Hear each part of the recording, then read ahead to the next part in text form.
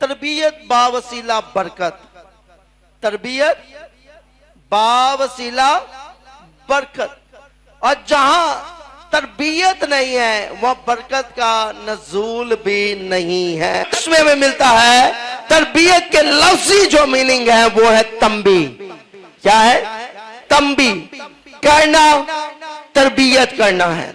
जब आप किसी को तंबी करते हैं, नसीहत करते हैं, तो उसकी तरबियत करते हैं। तो बाइबल मुकद्दस जो है वो मेरी और आपकी तंबी करती है, वो मेरी और आपको नसीहत करती है। हमारे उन बुरे कामों पर, हमारी उन बुरी चीजों पर खुदा का कलाम हमें तंबी करता है। किस किस को मेरी बात समझ आ रही है? तो बड़े गौर से सुनना है।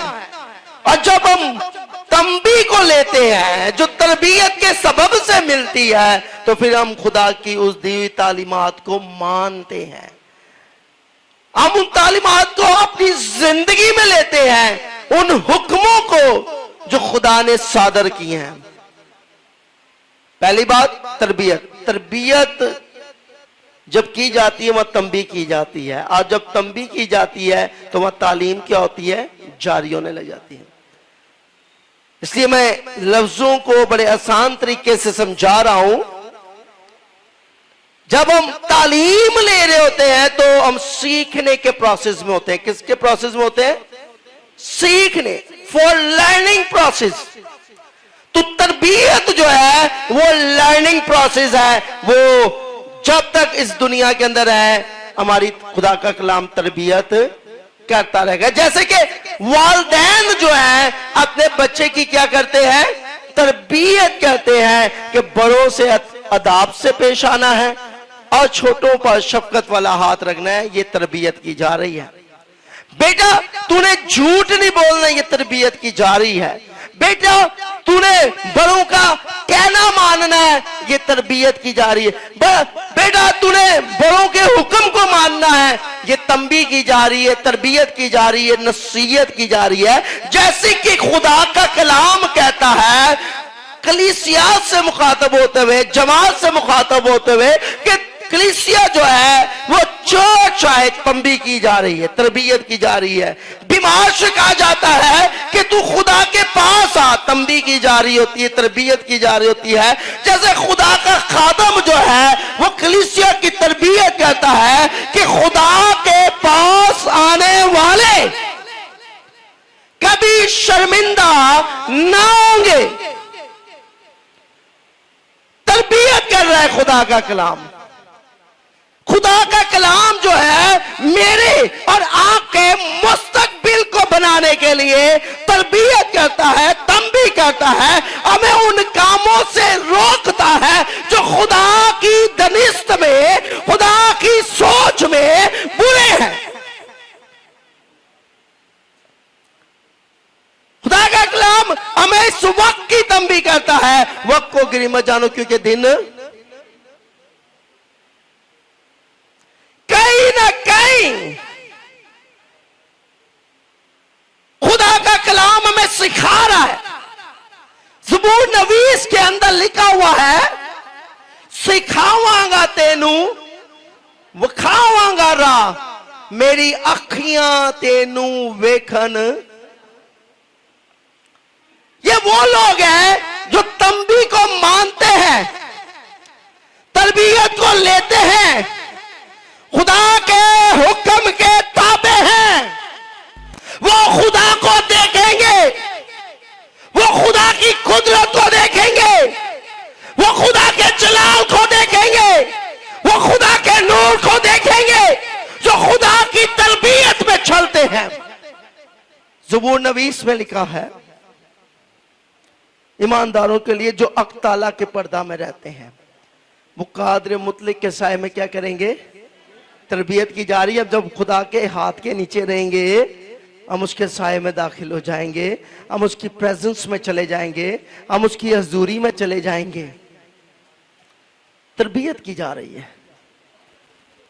आज खुदा बीमार की तरबियत करता है, उसे तंबी करता है कि अपने बुरे कामों से बाज आ और अपने खाल के हकीकी खुदा यीशु मसीह को कबूल कर, वो तुझे बचाएगा। यीशु मसीह ने एक बीमार शख्स को शिफा दी और कहा फिर गुनाह तंबी की। हर मौजे के साथ जनाब यीशु मसीह ने तरबियत दी है, तंबी की है, नसीहत की है। अगर आप बाइबल मुकद्दस के तौर तरीकों को पढ़ें, बाइबल मुकद्दस के कवानीन को पढ़ें, तो खुदा का कलाम ये कहता है कि जनाब यीशु मसीह ने जब जब मिरेकल किया, मौजज़ा किया, साथ ही तंबी की है।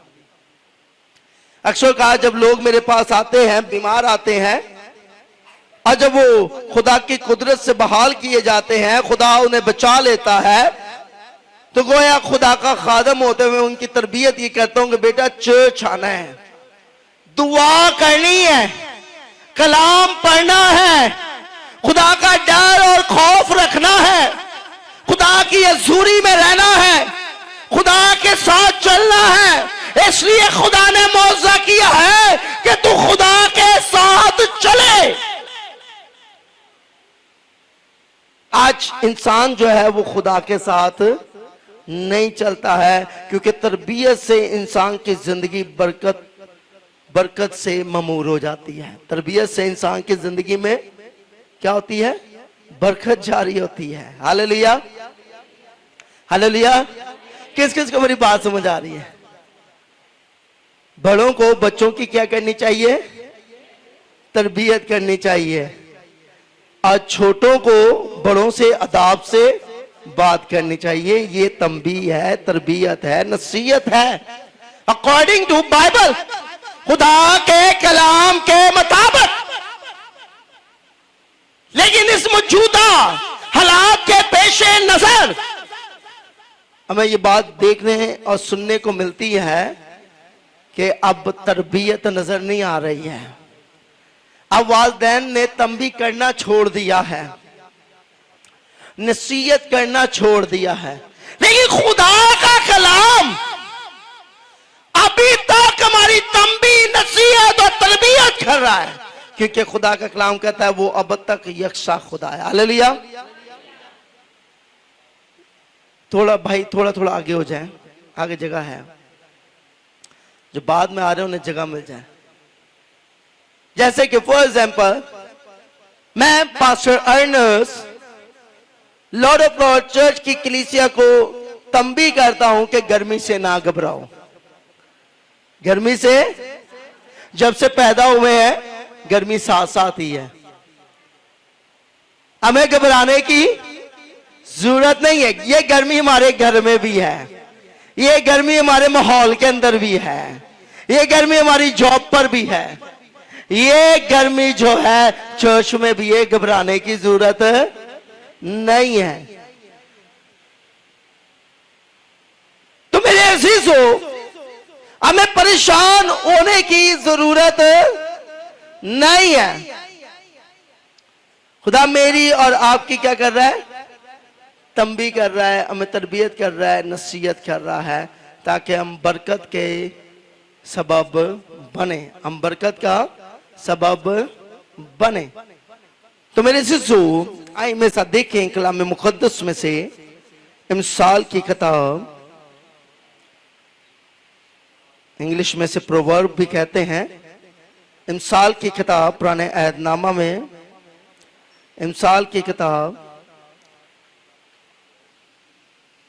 उसका 12 बाब उसकी पहली आयते मुकद्दस पर गौर व फिक्र करेंगे। कलाम मुकद्दस में यूं मरकूम है, किस किस ने बाइबल मुकद्दस को मेरे साथ खोल लिया है?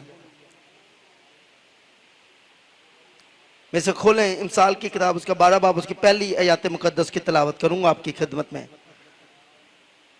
जो तरबियत को दोस्त रखता है वो इल्म को दोस्त रखता है, लेकिन जो तंबी से नफरत रखता है वो अवान है, वो जानवर है। जो तरबियत पजीर लोग नहीं है वो हवान है, वो जानवर है। अकॉर्डिंग टू बाइबल, खुदा के कलाम के मुताबिक ये बात हमें सीखने को मिलती है। खुदा का कलाम कहता है जो तरबियत को दोस्त रखता है। आज की इस दुनिया के अंदर दोस्त हमारे बड़े अजीज होते हैं,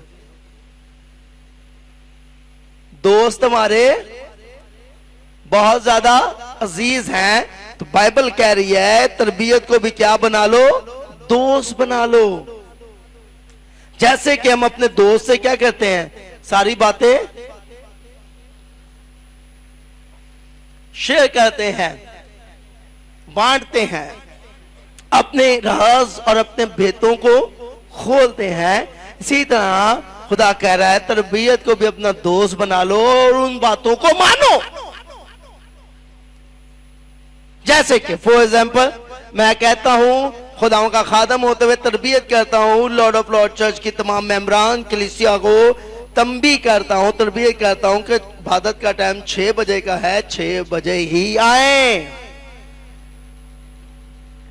ये तरबियत है, ये तंबी की जा रही है कि इस बात को मान लीजिए। तहल्ला भी आलोजू, अगर आप इस बात को मानेंगे तो आपकी जिंदगी में से हल निकल आएगा, आपके सवालों का जवाब निकल आएगा,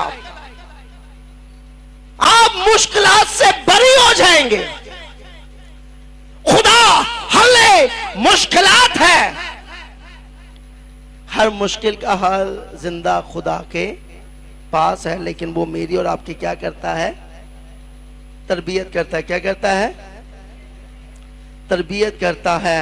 अगर हम तंबी से नफरत रखते हैं, हम खुदा की उन बातों से नफरत रखते हैं जो हमारे लिए आने वाले मुस्तकबिल में बाबरकत बातें हैं, अगर हम नफरत रखते हैं तो बाइबल कह रही है तुम अवान हो, तुम जानवर हो। क्योंकि जानवर ही बात नहीं मानते ना, इंसान तो बात मानता है। और जब हम बात नहीं मानेंगे तो अकॉर्डिंग टू बाइबल कह रही तुम अवान हो, क्या हो। तो कितने लोग ये समझते हैं कि मुझे तरबियत, बाइबल हमारी क्या है, उस्ताद है। बाइबल हमारी क्या है, वो मेरी और आपकी क्या करती है, बाइबल तरबियत करिए। उस्ताद बनने में जल्दबाजी, तरबियत कर रही है, नसीहत भी साथ कर रही है। उसका सबब क्या होगा, नसीहत कह रही है नुकसान होगा। जो तरबियत से तंबी से नफरत रखेगा तो वो क्या होगा, हैवान होगा। क्या होगा, हैवान होगा। यही लिखा हुआ है, कितने लोगों ने पढ़ा है कि यही लिखा हुआ है। तो ये अब निचोड़ हमारे पास आ गया कि हमने हैवान बनना है या इंसान बनना है। इंसान बनना है तो तरबियत को लेना पड़ेगा, हैवान बनना है तो फिर तरबियत को लेने की जरूरत नहीं है। क्योंकि इंसान जब खाना खाता है तो बड़ी तमीज में खाना खाता है, और हैवान जब खाना खाता है तो गंद पा के खाता है। फर्क है ना। तो ये हम पर है कि हमने इंसान बनना है या हैवान बनना है। ये दोनों चीजें हम पर है, क्योंकि तरबियत को दोस्त रखने वाले इल्म को हासिल करते हैं, वो इल्म का तजर्बा करते हैं, इल्म उनके अंदर होता है। और जो तरबियत पर नहीं चलते हैं वो इल्म से क्या रह जाते हैं, महरूम। अक्सर बुजुर्ग की कहते ने ए आडी बड़ियां तजर्बे दियां गल्लां ने, क्योंकि वो तरबियत पजीर होते हैं और तंबी को उन्होंने लिया होता है और नसीहत पर वो चल रहे होते हैं। तो उनकी बातों के अंदर वजन होता है, उनकी बातों के अंदर क्या होता है, वजन होता है। और आपने अक्सर देखा हो अपने मौजूदा हालात के अंदर, अपने इर्दो गिर्द, अपने खानदान, अपनी फैमिली, अपने दोस्तों में कई लोग ऐसे होते हैं बेवकूफ़ी की बातें कर रहे होते हैं। वो तरबियत पजीर नहीं होते हैं। उन्हें जितना मर्जी सिखा लो वो बार बार वही काम कर रहे होते हैं जो नहीं करना होता है। पालूस कहता है जो मैं नहीं करना चाहता वो मुझसे हो जाता है, और जो मैं करना चाहता हूँ वो मुझसे नहीं होता है। इसलिए मैं खुदा की बातों को मानता हूँ, सीखता हूँ, उनकी तरबियत पर चलने की कोशिश करता हूँ और नसीहत को फॉलो करता हूँ। क्योंकि नसीहत जो है ना इंसान के लिए बड़ी ज़रूरी है। नसीहत जो है इंसान के लिए बड़ी जरूरी है, क्योंकि अगर नसीहत नहीं है तो वहां वसीयत भी नहीं है।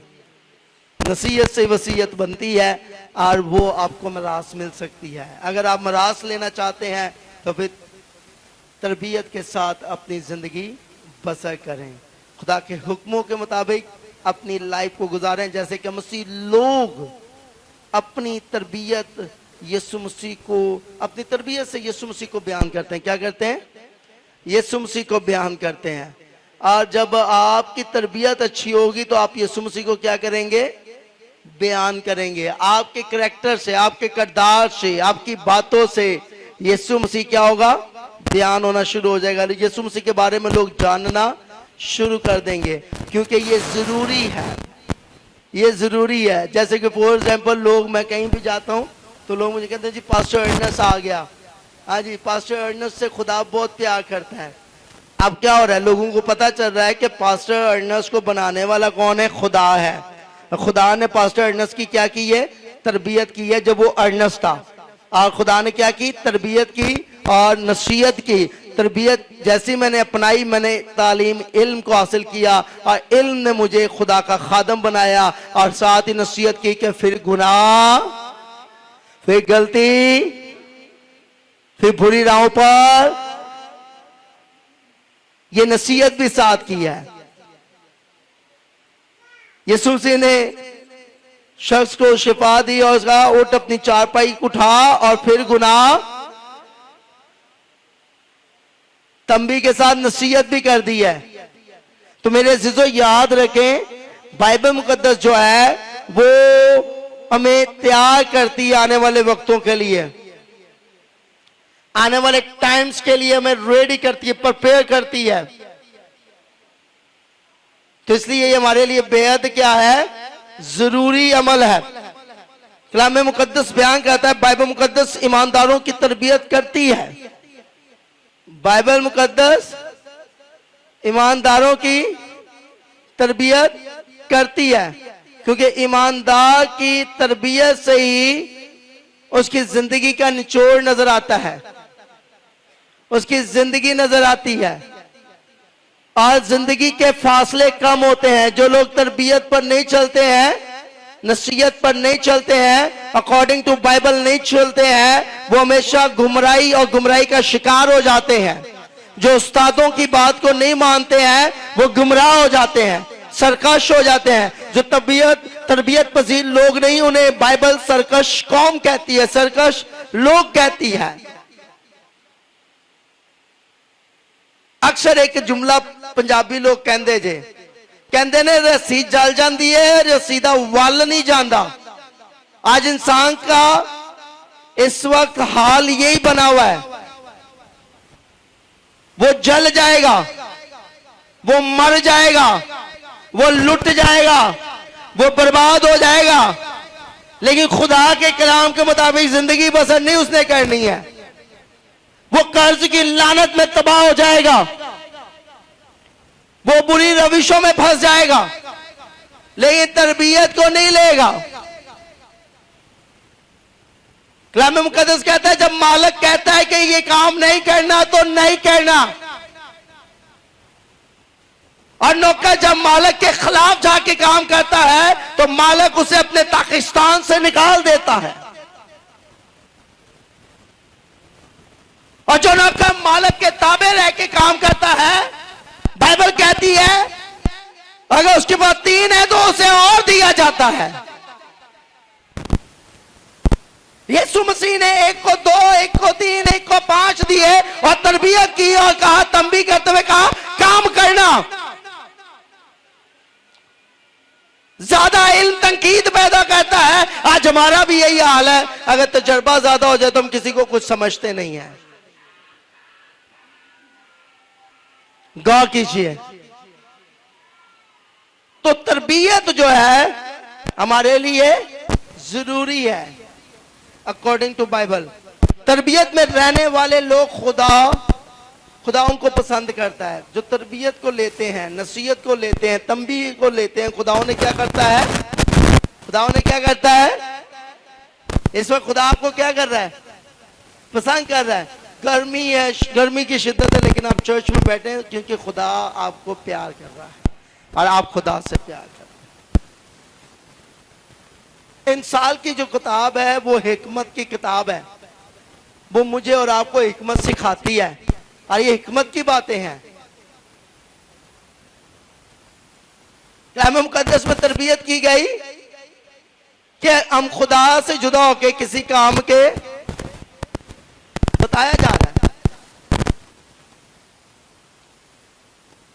बताया जाए जो कोई खुदा यीशु मसीह पर ईमान लाएगा वो हलाक नहीं बल्कि हमेशा की तरबियत की जा रही है। तरबियत की जा रही है। थके मांदे बहुत से दबे हुए लोगों सब मेरे पास आओ, मैं तुम्हें तरबियत की जा रही है। जिंदगी गुजरती जा रही है, वक्त निकलता जा रहा है, उम्र बढ़ती चली जा रही है, लेकिन हम आज भी उसी जगह पर खड़े हुए हैं। सालों साल बीत गए, हमारी सोचें नहीं बदली हैं। सालों साल बीत गए हैं, हमारी जुबान नहीं बदली है।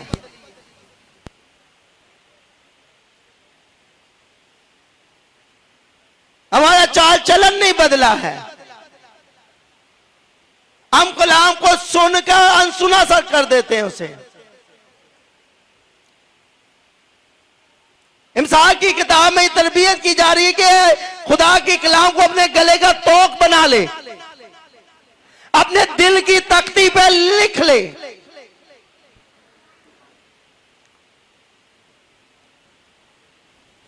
दुआ करें जी। बाइबल मुकद्दस रियल टॉक करती है। बाइबल मुकद्दस में कोई भी बात ऐसी नहीं है जिसमें झूठ हो, वो हकीकत से भरी हुई है। तरबियत कह रहा है, खुदा तरबियत कर रहा है क्या तू सच्चाई से वाकिफ हो जाएगा, सच्चाई तुझे क्या करेगी। आज भी कह रहे हैं क्योंकि हम सच्चाई को लेना नहीं चाहते हैं, हम सच्चाई को पाना नहीं चाहते हैं। तरबियत में हम जिंदगी की नेमतों को हासिल करते हैं। तरबियत में हम क्या करते हैं, जिंदगी की, अब नेमतों के अंदर हर चीज आ जाती है। रोजगार भी आ गया, औलाद भी आ गई, माशाती चीजें भी आ गई, रूहानी चीजें भी आ गई। नहीं, हम जब तरबियत लेते हैं तो हम अपनी जिंदगी की तमाम नेमतों को क्या कर रहे होते हैं, हासिल कर रहे होते हैं। इसके साथ आए में से देखें इंसाल की किताब उसका 15 बाब,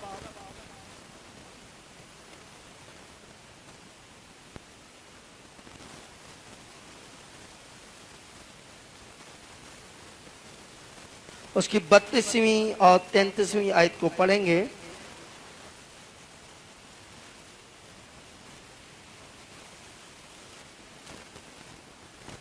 कलाम मुकद्दस में लिखा है, तरबियत को रद्द करने वाले अपनी जान का दुश्मन है। तरबियत को रद्द करने वाले अपनी ही जान का दुश्मन है, पर तंबी पर कान लगाने वाले फहम हासिल करते हैं। जैसे जितनी बातें मैंने, कितने लोगों ने मेरी बातें सुनी है, और पास्टर अर्नेस्ट आज आपकी क्या कर रहा है, किसके वसीला से, खुदा के कलाम। और अगर आप इन बातों को रद्द करेंगे तो फिर आप अपनी जान के क्या बन गए, आप क्या बनेंगे, दुश्मन बन जाएंगे अपनी जान के। मेरे अजीजों, बाइबल कहती है, खुदा का कलाम कहता है कि हमें तरबियत के साथ चलना है। हमें उठने बैठने का पता हो, हमें महफिल में बैठने का पता हो, हमें बड़ों बिन सोचे समझे नहीं बोलना, सोच समझ के बोलना है। और जो तरबियत में चलते हैं वो इल्म के साथ भरे होते हैं। जो इल्म के साथ भरे होते हैं उनकी बातों के अंदर ताकत है, वजन है। यीशु मसीह बाप की तरबियत में था, तो बाइबल कहती है वो सहबे इख्तियार था, वो सहबे इख्तियार के साथ बोलता था। जब हम तरबियत में होंगे तो हम सहबे इख्तियार के साथ बोलेंगे,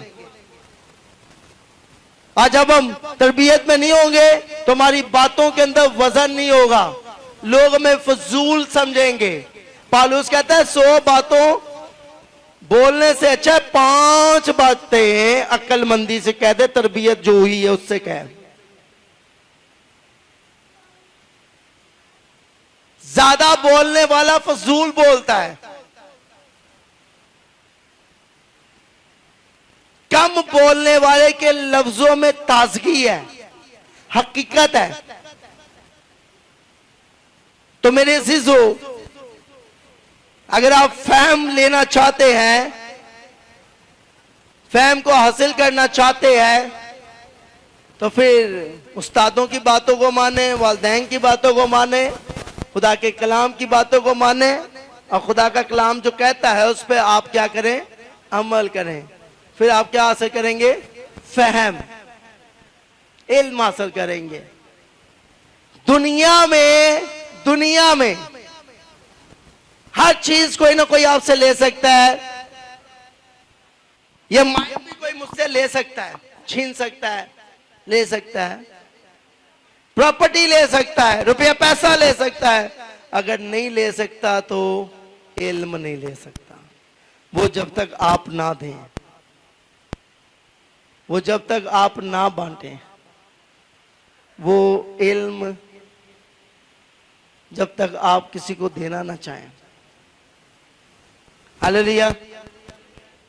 हर वक्त हमें शिफा चाहिए, शिफा लेने के लिए तरबियत की जा रही है, शाफी को लेने। शिफा लेने के लिए किसकी जरूरत है, तरबियत की जा रही है। हर शख्स को शिफा चाहिए, बरकत चाहिए।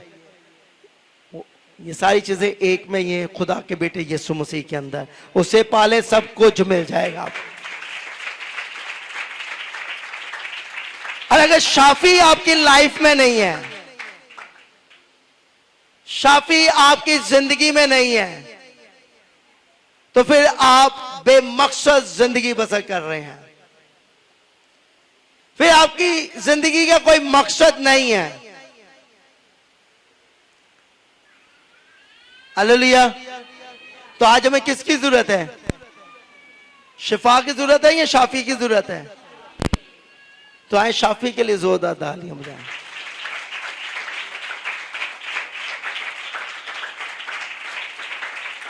कितने लोगों को पता है कि हमारा शाफी कौन है? कोई बता सकता है हमारा शाफी कौन है? जरा बुलंद आवाज से, बुलंद आवाज से आए तो यीशु मसीह के लिए जोरदार तालियां बजाएं।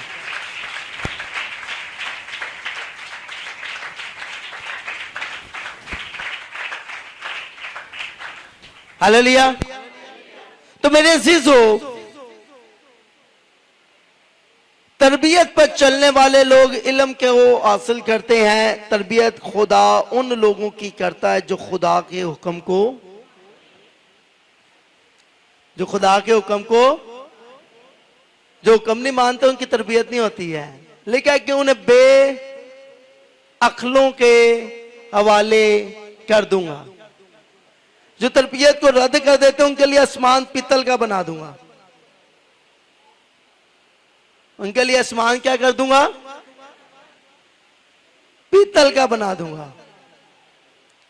इसलिए मेरे अजीजों, हमें तरबियत को लेने की जरूरत है। खुदा का कलाम मेरी और आपकी तंबी करता है, क्योंकि लिखा है खुदावन का खौफ हिकमत की तरबियत है। खुदावन का खौफ हिकमत की तरबियत है और सरफराजी से पहले फरोतनी है। ये दो चीजें सीखें जी, सीखें। लिखा है खुदा का खौफ रखेंगे तो क्या मिलेगी? हिकमत। और हिकमत आपकी क्या करेगी? तरबियत। जो लोग खुदा का खौफ नहीं रखते, खौफ डर नहीं रखते, जो मुंह में आता है कह देते हैं,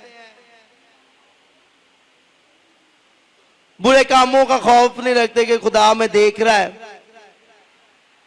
तो बाइबल कह रही है खुदावन का खौफ हिकमत की क्या है? तरबियत है। और लिखा है और सरफराजी से पहले फरोतनी। कौन कौन चाहता है मैं सरफराजी लूं? सरफराजी के मीनिंग किसी को पता है क्या है? कामयाबी। क्या मीनिंग है? कितने लोग चाहते हैं मैं कामयाब हो जाऊं? बड़े राज की बात बताने लगा हूं। कितने लोगों के अंदर वो ये रियलाइज करते हो, फील करते हैं कि मेरे अंदर ही मेरा दुश्मन बैठा हुआ है। इंसान के अंदर ही उसका दुश्मन बैठा है जो उसको सरफराज नहीं होने दे रहा। उस दुश्मन पर गालिब आने के लिए बाइबल कह रही है उसे फरोतन होना पड़ेगा। क्या होना पड़ेगा? आप सरफराजी चाहते हैं, आप कामयाबी चाहते हैं, आप शिफा चाहते हैं, आप रिहाई चाहते हैं, आप मखलसी चाहते हैं, आजादी चाहते हैं, फतह चाहते हैं, बहाली चाहते हैं, निजात चाहते हैं, रहम चाहते हैं, तो आपको क्या होना पड़ेगा? फरोतन। क्या होना पड़ेगा? क्या होना पड़ेगा? फरोतन का मतलब पता है? मैंने कहा सालों साल बीत गए, वक्त गुजर गया, हर जुमेरात हर इतवार हम कलाम सुनते हैं, लेकिन हमें मीनिंग। फरोतन जो लोग होते हैं वो आर्जी से भरे होते हैं, वो जुल्मों सितम से नहीं भरे हुए, उनके दिल पाक हैं, उनके दिलों में नफरत नहीं है, वो सादा दिल लोग हैं, वो तसल्ली पजीर लोग हैं, वो इत्मीनान में रहने वाले लोग हैं, क्योंकि वो क्या है? फरोतन है। वो बर्दाश्त करने वाले हैं। वो क्या है? बर्दाश्त करने, वो फरोतन लोग हैं। तो जब आप फरोतन होंगे, फरोतनी में रहेंगे, तो आपको क्या मिलेगी? यीशु मसीह को लोगों ने क्या कहा? जादूगर। यीशु मसीह ने क्या की? क्या की? बर्दाश्त की। तो फिर वो ही क्या कहने लगे? ये रास्तबाज है। वो ही क्या कहने लगे? रास्तबाज है। तो रास्तबाज जो है, रास्तबाज की दुआ से पूरा शहर, पूरा मुल्क क्या होता है? क्या होता है? अगर वो रास्तबाज है, फरोतन है। साबर अयूब क्या था? रास्तबाज था, फरोतन था। तो क्या हुआ? गिराना खुदा ने फिर क्या कर दिया? बहाल कर दिया, बचा लिया सबको। डैनियल नबी क्या था? दिल का फरोतन था, तो शेर के मुंह को क्या कर दिया? सगरे मिस्टर अब्दुल नजूम क्या थे? फरोतन थे, तो आग की भट्टी को क्या कर दिया गया? ठंडा कर दिया गया। पालूस फरोतन था, उसे बाबा संसार किया जाता था, वो फिर सही हो जाता था, क्योंकि खुदा उसके साथ था। तो फरोतन लोगों के साथ खुदा उनके साथ है। ये नहीं इधर आपने दुआएं की हैं, इधर आपने दुआ की है, चर्च में बाहर जाके ब्लास्ट कर दिया है।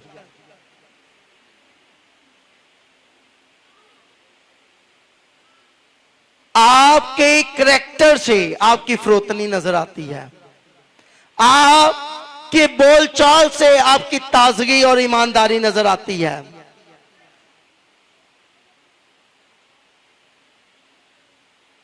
आज हमें अपने आप को कूटने की जरूरत है। क्या करने की जरूरत है? जब भैन गुस्सा आया होए तो नाल ही को आटा छान के आटा गुन लो, गुस्से में फिर इन्नियां को मुक्कियां मारेंगियां, इन्नियां को मुक्कियां मारेंगियां, हुंदा ना? ऐसे ही आज अपने आप को मुक्कियां मारे। पालूस कहता है मैं अपने आप को कूटता हूं, मैं फरोतन बनना चाहता हूं। अगर आप फरोतन बनना चाहते हैं तो सबसे छोटे बन जाएं। पालूस को सबसे छोटा बनना पड़ा क्योंकि वो फरोतन बन रहा था। फरोतन बनने के लिए आपको बड़े दुखों को झेलना होगा। कहता है उसकी की मोहब्बत अपनी कमर पर लिए फिरता हूं, क्योंकि मुझे तो फरोतन बनना है।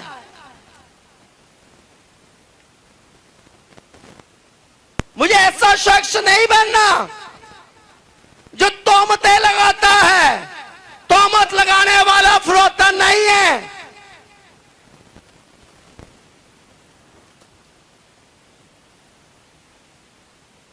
फरोतन वो है जो तोहमत को हजम करता है। कहता है कलाम, माफी मांगने वाला नहीं, माफ करने वाला बड़ा है।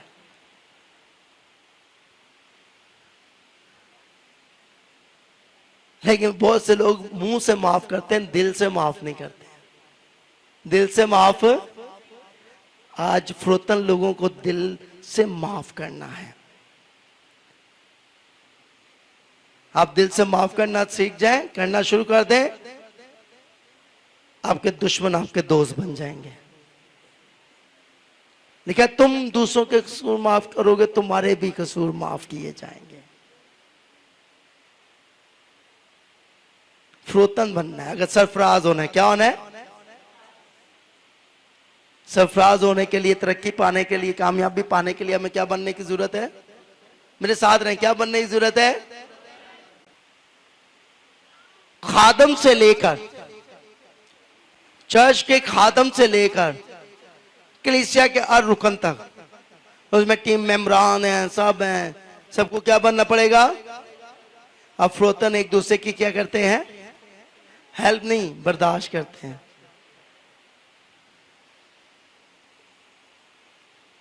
एक दूसरे की क्या करनी है? फिर आप क्या बन जाएंगे?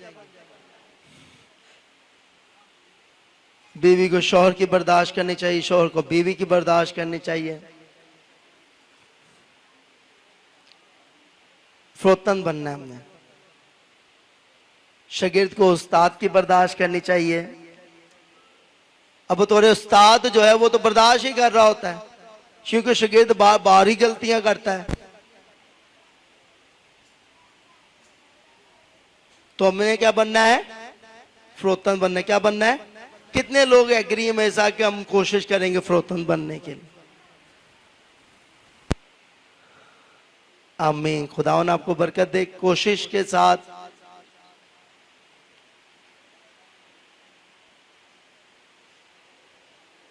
वाह, रुको, आखिरी जुमला मुझे कह रहा है, मैं बोलूंगा, उसके बाद कलाम को क्लोज करूंगा। ये जुमला अगर आपको समझ लग जाए तो ये बड़ा गहरा भेद भी है और मुश्किल भी है। बड़े गौर से सुनना जी, बड़े गौर से सुनना, जो कहने लगा हूं बड़े कॉन्सेंट्रेट के साथ सुनना है। ये नोश करना भी मुश्किल है और इसे अपनाना भी मुश्किल है। फरोतन बनने के लिए अपनी आदतों पर गालिब आना पड़ेगा।